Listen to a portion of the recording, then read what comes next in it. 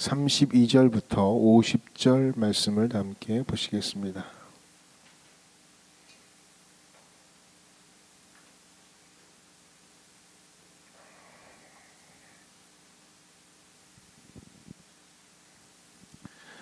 사무엘상 17장 32절부터 50절 말씀을 교독합니다.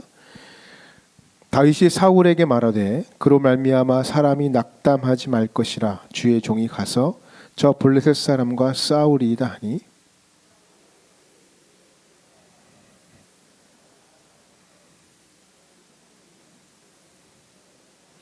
다윗이 사울에게 말하되 주의 종이 아버지의 양을 지킬 때에 사자나 곰이 와서 양떼에서 새끼를 물어가면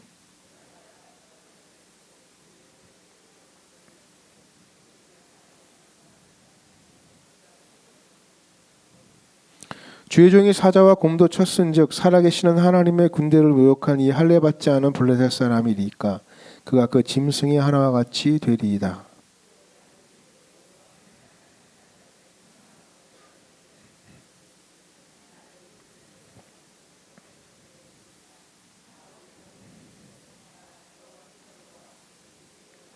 이에 사울이 자기 군복을 다윗에게 입히고 노투구를 그의 머리에 씌우고 또 그에게 갑옷을 입히매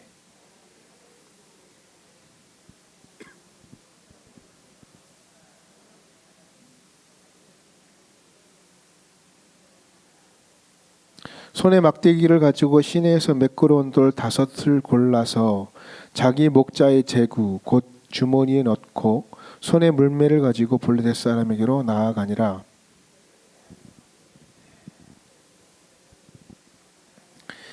그 블레셋 사람이 둘러보다가 다윗을 보고 업신여기니 이는 그가 젊고 붉고 용모가 아름다움이라.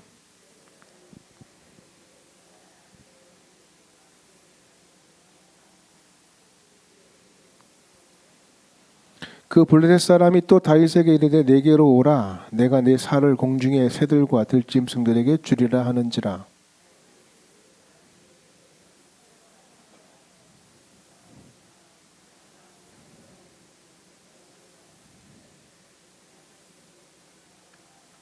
오늘 여호와께서 너를 내 손에 넘기시리니 내가 너를 쳐서 내 목을 베고 블레셋 군대의 지체를 오늘 공중의 새와 땅의 들짐승에게 주어 온 땅으로 이스라엘의 하나님이 계신 줄 알게 하겠고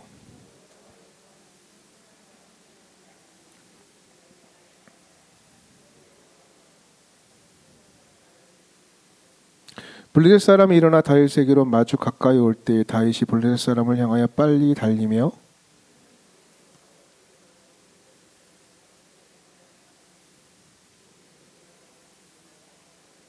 함께 읽습니다. 다윗이 같이 물매와 돌로 블레셋 사람을 이기고 그를 쳐 죽였으나 자기 손에는 칼이 없었더라. 아멘. 할렐루야. 우리 좌우 옆으로 인사하겠습니다. 당신도 역전할 수 있습니다. 인사하겠습니다. 당신도 역전할 수 있습니다. 네. 우리도 최후의 한 골이 기다리고 있습니다. 네. 역전의 용사가 되셔서 사시길 바랍니다. 역적의 용사가 아니라. 네. 오늘 이 말씀 결론부터 말하면 연약한 다윗이 강한 골리앗을 이겼습니다. 같은 실력의 사람이 겨룰 때를 용호상박이라고 이야기하죠. 양보가 없는 거예요. 그런데 오늘 이 대지는 대상과의 싸움을 비유할 때 현격한 차이가 있는 대진이에요. 다윗과 골리앗의 싸움이라는 표현이 여기서 나온 거 아니겠습니까? 그래서 이 구도는 정말 어이없는 구도죠. 이미 결과가 그려지는 구도입니다. 이번 월드컵에서 16강을 이뤄냈습니다. 생각만 해도 즐겁죠? 네, 포르투갈이 골리앗처럼 느껴졌습니다. 불가능했던 확률이 역전이 되었습니다. 이번 월드컵에서 호날두가 한국팀의 일원이었다는 것도 확인했습니다. 참으로 극적인 일이었습니다. 2002년을 다시 떠올렸고 그 감정과 흥분을 다시 한번 느꼈습니다. 모든 사람의 감정이 최고조, 그 새벽 2시에 최고조로 올라갔었어요. 네. 흥분했습니다. 여러분, 여러분의 삶에도 이러한 극적인 승리가 있기를 축복합니다. 그런데 다윗이 오늘 골리앗을 쓰러뜨릴 쓰러뜨렸을 때 이 기분이 아마 그것보다 더하면 더했지 덜하지는 않았을 것이라고 생각합니다. 이스라엘 민족이 얼마나 화로를 질렀을까요? 어떻게 이런 역전이 가능했을까? 여러분, 다윗이 사울 왕에게 골리앗과 싸우러 나간다고 할 때 오늘 본문의 사울이 이렇게 이야기를 시작합니다. 33절 말씀을 같이 한번 읽어봐요. 시작. 사울이 다윗에게 이르되 네가 가서 저 블레셋 사람과 싸울 수 없으리니 너는 소년이요 그는 어려서부터 용사임이니라. 그러니까 무슨 말이죠? 사울이 하는 거예요. 너는 애초부터 상대가 안 돼. 네 꼬라지를 봐라. 단언하죠. 단언합니다. 우리 주변에도 그런 사람이 있어요. 단언하는 사람이 있어요. 너 안 돼. 꼬라지를 봐. 안 돼. 단언하는 거죠. 우리가 그 말에 기울여야 될까요? 다윗이 이렇게 얘기해요. 자기 경험을 이야기합니다. 우리 34절 36절 다시 한번 읽어봐요. 시작. 다윗이 사울에게 말하되 주의 종이 아버지 양을 지킬 때에 사자나 곰이 와서 양떼에서 새끼를 물어가면 내가 따라가서 그것을 치고 그 입에서 새끼를 건져내었고 그것이 일어나 나를 해하고자 하면 내가 그 수염을 잡고 그것을 쳐 죽였나이다. 주의 종이 사자와 곰도 쳤은즉 살아계신 하나님의 군대를 모욕한 이 할례받지 않은 블레셋 사람이니까 그가 그 짐승의 하나와 같이 되리이다. 이 내용을 쭉 읽어봐서 여러분 생각을 해보면 그려보셨어요? 이 사건, 이 이야기를? 다윗의 이야기를 들으면 조금 이상합니다. 왜요? 이 이야기를 그대로 이해하면요 이거예요. 다윗이 사자나 곰을 맨손으로 때려 잡았다는 뜻으로 들리거든요. 그렇다면 다윗은 약한 자 아닙니다. 삼손하고 같은 수준의 사람이에요. 괴력의 사나이라고 생각해야 돼요. 그렇지 않습니까? 맹수를 맨손으로 때려잡았는데 이 괴력은요 지금 골리앗과 싸우는데 골리앗 죽이는 건 일도 아닐 거죠. 짐승도 때려 죽였는데 그렇지 않습니까? 근데 성경은 끊임없이 약한 다윗 그리고 강한 골리앗이라는 그 대비를 가지고 설명을 하고 있다는 거예요. 여기에 뭔가 빈 곳을 우리가 찾아봐야 돼요. 여러분 분명한 것은 다윗은 괴력의 사람이 아닙니다. 체구도 작고요. 괴력의 사람이 아니에요. 이 힘을 쓸 수 있는 사람이 아니에요. 그래서 많이 이상합니다. 그래서 이 다윗이 설명했던 이 표현들을 한번 생각해 봤어요. 왜 그랬을까? 주의 종이 아버지의 양을 지킬 때 사자나 곰이 와서 양떼에서 새끼를 물어가면 내가 따라가서 그것을 치고 그 입에서 새끼를 건져내었다. 그러니까 이건 거예요. 다윗이 양을 칩니다. 갑자기 맹수가 나타나가지고 제일 약한 어린 양을 물고 달아났습니다. 번뜩한 거예요. 힘없고 약한 다윗이었어요. 그런데 얼떨결에 이 맹수를 쫓아갔습니다.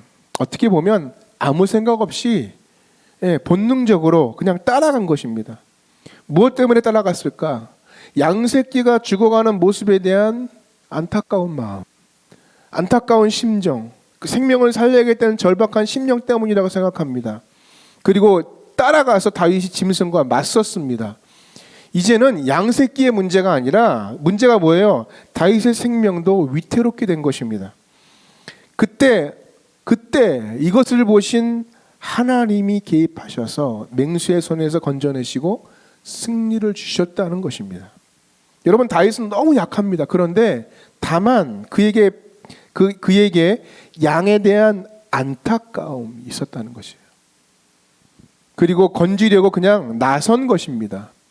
여러분 이것이 더 큰 위기의 순간이 그에게 되었어요. 그런데 바로 그때 하나님의 도우심으로 건짐과 승리를 맛보게 되었다는 것입니다. 그래서 어찌 보면 이것 다윗의 승리가 아니라 하나님의 승리였다는 것이죠. 이게 맞는 스토리 해석이라고 생각합니다. 다윗은 전장에 왔습니다. 그리고 40일 동안 계속 골리앗이 떠들었어요. 이스라엘 백성을 약올리고 능멸하고 모욕감을 주고 저주에 가득한 욕을 하고 하나님의 이름을 모욕하고 더럽히고 거기에 완전히 주눅이 들고 주눅이 든 이스라엘 군사의 모습을 보았습니다. 다 죽어가는 모습이에요. 이 모습을 본 다윗 마음에 어떤 마음이 생겼습니까? 안타까운 마음이 생겼다는 거예요. 그리고 양을 찾으러 나선 것과 같이 약한 그대로 그냥 골리앗 앞에 나서게 됐다는 거예요. 여러분, 다윗에게는 이 안타까운 마음과 그냥 나서야 되겠다라고 하는 생각 외에는 아무것도 없었습니다. 그러나 여러분, 분명한 것은 다윗은 그랬어요. 이전에 맹수의 손에서 승리를 나에게 주셨듯이 하나님께서 이번 골리앗과의 싸움에서도 하나님의 도우심으로 이길 것이다, 이 확신이 있었다는 것입니다. 여러분, 믿음에는요 단계가 매우 중요합니다. 믿음에는요 과정이 매우 중요합니다. 그러니까 믿음이 좋다 그랬을 때 순식간에 믿음이 좋아질 수가 없습니다. 믿음은 과정이 필요해요. 익어가는 과정이 필요합니다. 이걸 다른 말로 말하면 하나님과 살아내는 과정이 매우 중요합니다. 어떤 분을 전도해서 예수 믿으세요. 피식 웃습니다. 나 지금 예수 안 믿어요. 할 것이 너무 많고 바쁜 일도 많고 하고 싶은 일도 많고 짓고 싶은 죄도 많아요. 나 지금 믿으면 안 될 것 같아요. 언제 믿으랍니까? 그랬더니 죽기 딱 몇 분 전에 예수 믿고 죽겠대요. 말이 되는 이야기입니까? 믿음은 그런 것이 아니라는 거예요. 믿음은 그렇게 평가할 수 없는 것입니다. 믿음의 작은 승리가 큰 승리를 가져오는 거예요. 아브라함이 한 번에 이삭을 제단에 바치지 못했어요. 수많은 가지 오해와 뒷걸음질과 깨어짐이 있었다는 거예요. 그러면서 하나님과 함께 살아내는 과정을 통해서 나중에는 모리아산에서 자기 아들을 죽이는 그런 믿음의 성장이 있었다는 거죠. 우리가 알고 있는 법칙 중에 하인리라는 법칙이 있어요. 이게 뭐냐면 엄청난 중대한 사건이 벌어지면 그 첫 번째 중요한 사건이 벌어지기 이전에 29번의 매우 약간 덜 중요한, 덜 위험한 사건들이 반복된다는 거 아니겠어요? 그리고 나서 그 이전에 29번의 잘못된 실패가 있기 전에 300번의 자잘한 사건들이 일어난다는 거예요. 그러니까 그래서 1, 29, 300이라고 이 하인리 법칙이에요. 그러니까 329 나중에 대빵으로 나는 거예요. 엄청난 사건이 벌어지는 거죠. 항상 예후가 있다는 거예요. 여러분, 이걸 거꾸로 믿음의 방식으로 뒤집어 보면 믿음이라는 것이 그런 거예요. 믿음이 성장을 해요. 자잘한 하나님과의 관계를 통해서. 그리고 나중에는 완전수 1이 되는 거예요. 그래서 여러분, 사고에도 전조현상이 있는 것처럼, 과정이 있는 것처럼 믿음의 승리도 과정이 있다는 거예요. 다윗은 알았습니다. 뭘 알았을까? 이 싸움도 대상만 다를 뿐 다르지 않다. 이건 분명히 하나님의 전쟁이다. 하나님이 이길 것이다. 이것이 다윗의 믿음이었다는 것입니다. 여러분, 많은 사람들이 착각하는 것이 있어요. 내가 승리하기 위해서 그 승리의 요건이 능력이라고 생각해요. 내가 하나님의 일을 감당할 때 그 감당하는 요건이 능력이라고 생각해요. 능력이 필요한 줄 알지만 아니에요. 괴력이 필요한 줄 압니다. 그러나 아니라는 것이에요. 사람들은 골리앗신이었던 엄청난 그 칼의 그 장대함을 사람들이 원해요. 나도 저 골리앗이 갖고 있는 저 긴 칼을 갖고 싶어. 그러면 다 무찌를 수 있을 것 같아. 그러나 아닙니다. 우리에게는 다윗이 가졌던 두 가지만 있으면 됩니다. 여러분, 하나님이 찾으시는 것은 바로 이 두 가지입니다. 첫 번째가 안타까움입니다. 안타까운 마음이에요. 안타까운 마음. 그리고 그걸 바라보면서 그냥 나서는 순종만 있으면 됩니다. 여러분, 어떻게 보면 하나님의 일은 매우 단순합니다. 하나님의 역사가 이루어지는 그 찰나는 매우 단순해요. 우린 너무 어렵게 생각합니다. 안타까운 마음. 여러분, 노예로 죽어가는 흑인들을 보았어요. 그 제도가 불합리하다는 것을 알았어요. 그래서 그들을 살리기 위해서 어느 한 젊은 정치인이 작정했어요. 저들이 너무 안타깝다. 그래서 헌신한 인생이 윌리엄 월버퍼스라고 하는 유명한 정치가예요. 믿음의 정치가. 믿음의 정치가입니다. 지나다니는 그와 널브러진 아이들의 고아들의 모습을 보고 너무나 가슴이 안타까웠어요. 그 안타까움을 이기지 못해서 하나님, 내가 능력은 없지만, 힘은 없지만 내가 하나님 도와주시면 내가 저 아이들 한번 돌아와 보겠습니다. 그래서 시작한 그분이 5만 번 응답받은 조지 뮬러의 이야기입니다. 하나님의 일은 영혼을 안타까워하는 마음으로부터 시작되었다는 거예요. 그리고 뭐예요? 순종하면 됩니다. 순종. 어떤 사람은 안타깝다만 생각해요. 그래, 나도 안타까운 마음은 있지. 안타까움만 갖고 있어요. 계속 안타까워요. 계속 안타까웁니다. 여러분 정말 능력 있는 사람은요 순종이 쉬운 사람이에요. 정말 믿음이 좋은 사람은요 어떤 사람이냐면 순종이 쉬운 사람이에요. 그러니까 순종이 어려운 사람이 있어요. 마치 그 공부 못하는 사람들이 내 공부하리라. 안타까워. 내 자신을 볼 때 너무 공부 못해서 안타까워가지고 막 이것저것 써가지고 열심히 하자. 그래 올해는 뭐 대학 합격해가지고 막 써붙이고 자잖아요. 에? 안타까운 마음만 있는 거예요. 근데 여러분 공부 잘하는요 어떻게 하는 줄 아세요? 그냥 해요. 그냥 행동해요. 그게 실력이 있는 친구예요. 다윗이 그랬다는 거예요. 하나님 뜨거운 마음 주시면 거기에 반응해서 순종했다는 거예요. 여러분 그래서 어찌 보면 하나님의 일을 하는 건 단순할 수 있어요. 내 마음껏 내주신 하나님의 뜨거운 불, 안타까움이 있을 때 거기에 반응하고 순종하면 됩니다. 오늘 이렇게 순종하고 나갔는데 어찌 보면 다윗에게 더 큰 위험에 처할 수 있는 상황입니다. 근데 이때 뭐가 있어요? 하나님의 도우심이 임합니다. 하나님의 도우심이. 그래서 승리하게 됩니다. 여러분 이게 믿음입니다. 양떼를 사랑하는 안타까움. 그냥 순종하는 그 결단만 있으면 하나님의 전쟁이기에 언제나 승리할 수 있다는 것이 오늘 본문의 메시지라는 것입니다. 나중에 여러분 다윗도 실수를 합니다. 밧세바와 범죄하죠. 다윗은 엄청 얻어 터지게 됩니다. 이 사건 때문에. 근데 이 범죄의 초점이 뭐냐? 단순히 불륜 사건, 살인 사건이 아니었습니다. 왕이었던 다윗은요 처첩도 여럿이었으니까 왕이 한 여자 더 생겼다고 난리치는 문제가 아닙니다. 어느 날 여러분 범죄한 다윗에게 나단 선지자가 나타나서 하나님의 비유를 이야기하면서 죄를 지적하는 장면이 있어요. 한번 볼까요? 사무엘하 12장 1절에서 9절 말씀인데 준비됐으면 띄워주시고요. 우리 이 12장 1절부터 한번 읽어보겠습니다. 쭉 읽을게요. 시작. 여호와께서 나단을 다윗에게 보내시니 그가 다윗에게 가서 그에게 이르되 한 성읍에 두 사람이 있는데 한 사람은 부하고 가난하니 그 부한 사람은 양과 소가 심이 많으나 가난한 사람은 아무것도 없고 자기가 사서 기르는 작은 암양 새끼 한 마리뿐이라.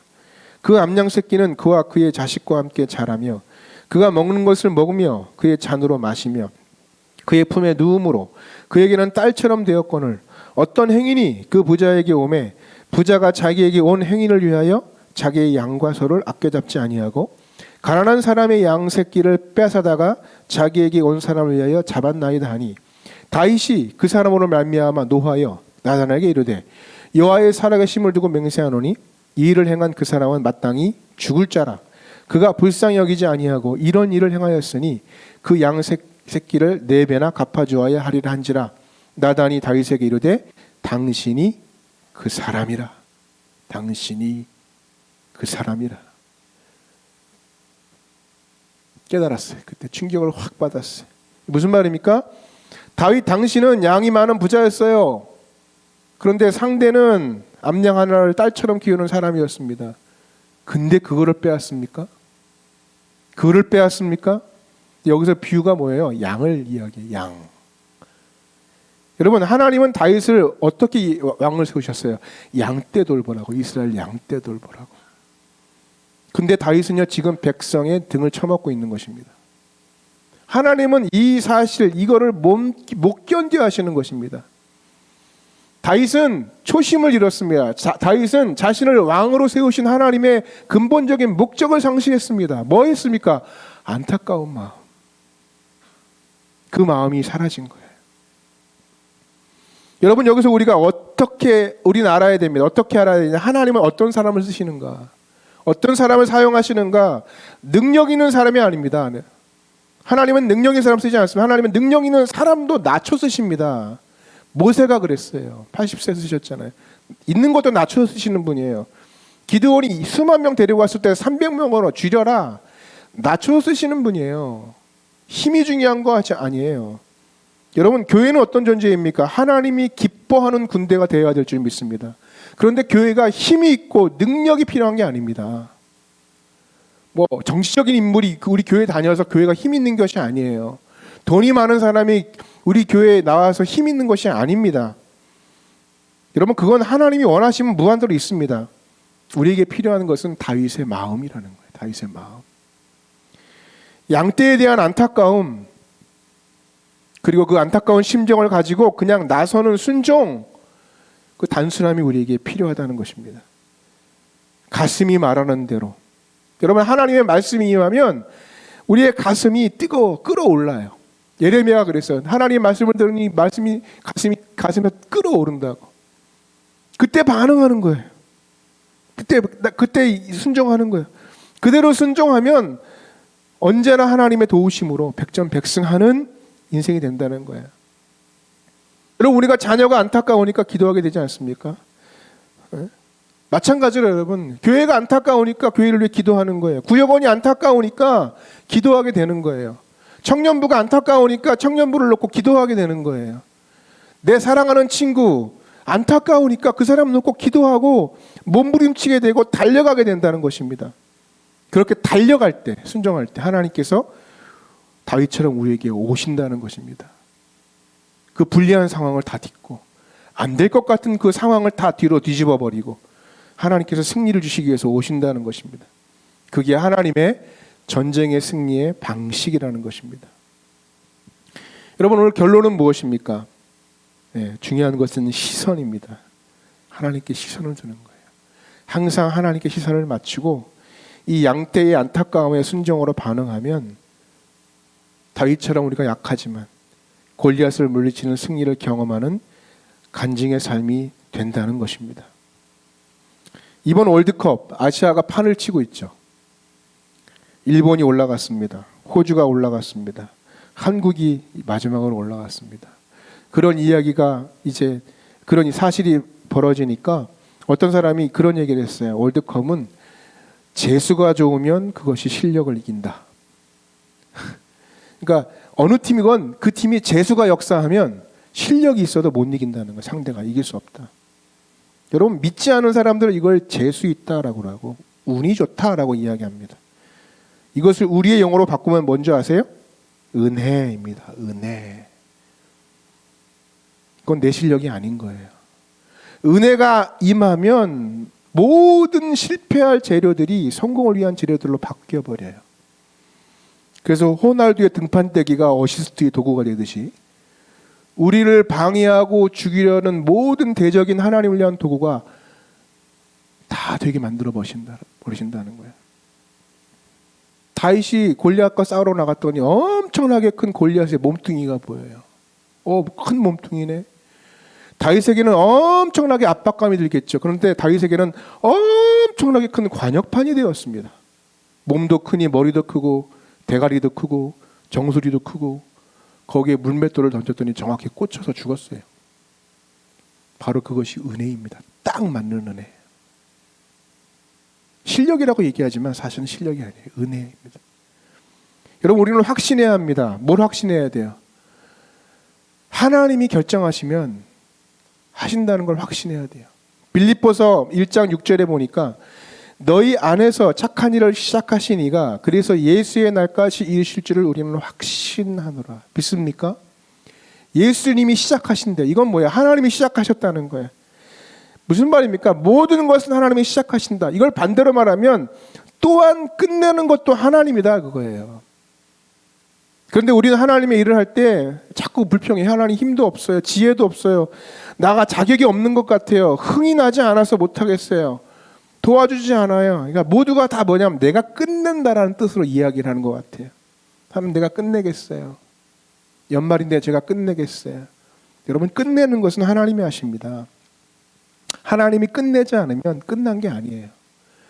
엘리야가 못한 것 중에 하나가 뭔지 아세요? 자기가 자기를 끝내려 했어요. 하나님, 나 죽여주십시오. 로뎀나무 아래 가서 하나님, 나 죽여주십시오. 힘들어 못하겠다. 끝내달라고. 완전 정신 나간 행동입니다. 끝내는 건 하나님의 하실 일이라는 것입니다. 하나님이 말씀하세요. 나는 알파요 오메가다. 무슨 뜻입니까? 하나님이 시작하고 하나님이 끝낸다는 뜻입니다. 베드로가 실패했습니다. 부인하고 저주했습니다. 다 끝난 것 같았습니다. 그래도 하나님이 끝났다고 하지 않으나 끝난 게 아니에요. 예수님의 사랑을 통해서 다시 그를 확인시켜 주십니다. 내 양을 먹이라 사명을 주셨습니다. 다시 사명에 충성해야 하는 것입니다. 다 끝난 게 아닙니다. 자기 의가 강한 사람일수록요, 다른 사람을 자꾸 끝내려 합니다. 뭐예요? 하나님 노릇하는 거예요. 주제넘는 일이죠. 자아가 가난한 사람일수록 자기가 자기를 끝내려고 합니다. 옳지 않습니다. 주인이 누군지 모르는 행동이에요. 명령권자가 끝났다고 하기 전까지는 끝난 게 아닙니다. 모세가 가나안에 가고 싶었어요. 하나님, 나 가나안 들어가고 싶어요.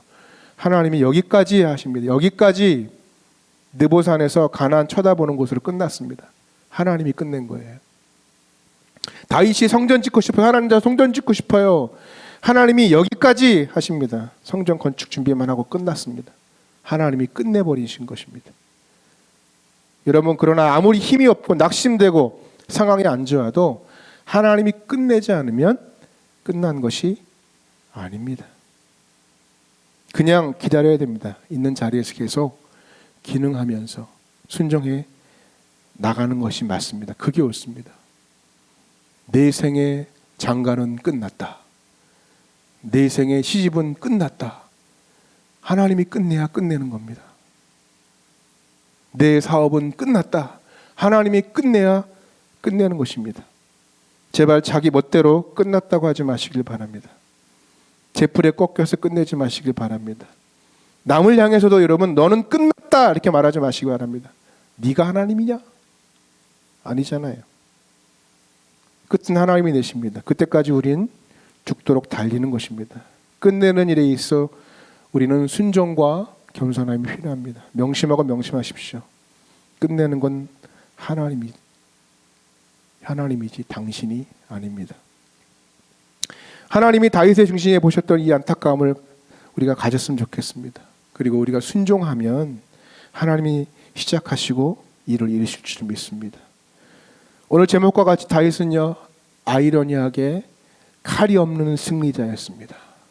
칼 없이 이겼습니다. 진짜 승리의 필수 요소가 뭐였습니까? 칼과 단창이었습니다. 여러분에게는 어떤 칼이 있습니까? 여러분은 어떤 칼을 지니고 있습니까? 하나님, 저 칼 없어요. 칼은커녕 과도도 없어요. 과도. 사과도 못 깎아 먹어요. 혹시 그런 분 계십니까? 우리의 방식은 칼로 승리하는 방식이 아닙니다. 우리에게도 칼이 없는 승리가 가능합니다. 예전에 이영걸 배우를 좋아했습니다. 이영걸 씨가 무인 과거원갑이라는 영화 홍보를 위해서 예전에 한참 전에 내한한 적이 있었습니다. 이때 언론과 가진 인터뷰에서 최고의 경지에 오른 무술인의 세계를 명쾌하게 그가 설명했어요. 그래서 무술의 단계를 묻는 기자의 질문에 그가 이렇게 얘기했습니다. 무술에는 3단계가 있습니다. 첫째는 손에도 마음에도 칼이 있는 단계입니다. 이 단계는 내가 최고가 되겠다, 내가 고수가 되겠다, 내가 무술을 열심히 연마하는 그런 때라는 것입니다. 칼이 없을 때. 둘째는 손에는 칼이 없지만 마음에는 칼이 있는 단계라는 거야. 상대를 직접적으로 해치지는 않지만 마음속에는 여전히 오만과 승리에 대한 집착이 도사리고 있는 단계래요. 셋째는 손에도 마음에도 칼이 없는 단계입니다. 절대적인 적이 없는 단계. 이 경지는 아마 종교적인 경지일 것이다. 그렇게 설명했다고 그래요. 그러면서 이어서 이런 이야기를 했어요. 그는 무술 정신을 나타낼 때 무자를 쓰죠. 그 무자, 한자 무자를 예를 들어 설명했어요. 그 무는 그칠지와 창과자의 합성어다. 그칠지와 창과, 다시 말해서 창싸움을 그친다는 뜻이라는 거예요. 그러니까 싸움을 하지 않는 것이야말로 진정한 무술이라, 이건 얘기죠. 그렇죠. 싸움을 안 하고 이기는 게 제일 좋은 거예요. 여러분, 저는 이 이야기를 들으면서 그런 생각했어요. 여러분, 진짜 고수는, 믿음의 고수는 누구냐? 진짜 믿음의 고수는 내가 싸우지 않는 거예요. 내가 싸우지 않는 거예요. 그 싸움은 하나님이 대신 싸워주는 거예요. 내 칼을 내려놓고 하나님 마음 품고 안타까움의 마음, 심정으로 순종할 때 하나님이 예비하신 것으로 승리하는 인생이 진짜 믿음의 고수입니다. 다윗이 쓰러진 골리앗의 칼을 집어들어서 그 칼로 골리앗을 죽입니다. 여러분 상상해 보셨습니까? 골리앗의 커다란 칼이, 자신이 들고 왔던 그 칼이 자신을 죽이는 칼이 되리라고는 아무도 상상하지 못했습니다. 하나님은 이렇게 적의 도구를 가지고 역전의 도구로 사용하시는 분입니다. 여러분이 고난당하고 여러분이 불리한 조건이라고 생각하는 모든 것들이 어쩔 때는 역전의 도구가 되기도 합니다. 여러분 그것을 기대하시길 바랍니다. 하나님의 은혜가 임하는 인생은 그 전쟁이 결국 실패로 끝나지 않을 줄 믿습니다. 여러분 인생의 전쟁이 하나님의 마음을 품고 하나님의 뜻에 순종함으로 그것이 하나님의 전쟁, 하나님의 승리케 하는 역전의 드라마가 되기를 주님의 이름으로 축복합니다. 우리 말씀 기억하고 함께 찬양하겠습니다.